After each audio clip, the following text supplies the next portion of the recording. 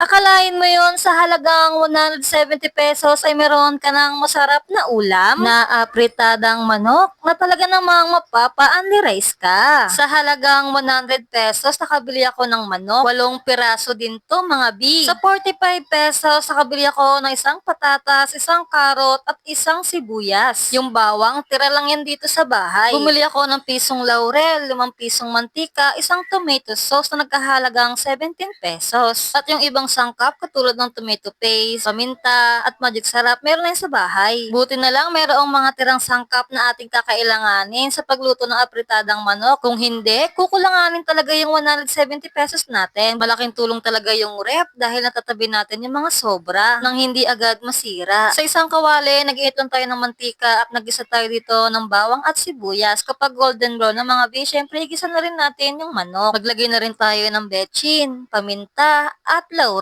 At saka natin yan imekos-mekos hanggang sa ma-combine ng mga sangkap na ating nilagay. Then 2 to 3 minutes, hayaan lang natin siyang maluto sa mantika at dun sa katas mismo ng manok nang mawala-wala yung lansa ng manok. At kapag medyo nag-brown-brown na nga yung manok, tsaka natin ito baliktarin para yung kabila naman yung maluto. At antayin natin maluto yung binaliktad natin. After ilang minuto, maglagay na tayo ng tomato paste. Tansyahan lang natin mga bi. Then kapag okay na, saka natin siya i-mix well para ma-well combine yung tomato paste na sa manok. Then lagyan natin siya ng tubig dahil ito yung magiging silbing sabaw sa ating apritadang manok at ito yung magsisilbing palambot sa ating manok. Syempre, kailangan lutong-luto yung manok natin mga bi kapag tayo nagluluto ng ulam. And then ganyan, kapag kumulo na mga bi, ilagay na rin natin dito yung carrots at yung patatas. At hayaan na natin to ng ilang minuto na kumulo mga bi hanggang sa lumambot yung manok at yung ating mga gulay na carrots at patatas. At kapag medyo malambot na yung ating gulay at patatas, ay ilagay na rin natin dito yung ating tomato sauce. Ito yung magbibigay sarap at kulay sa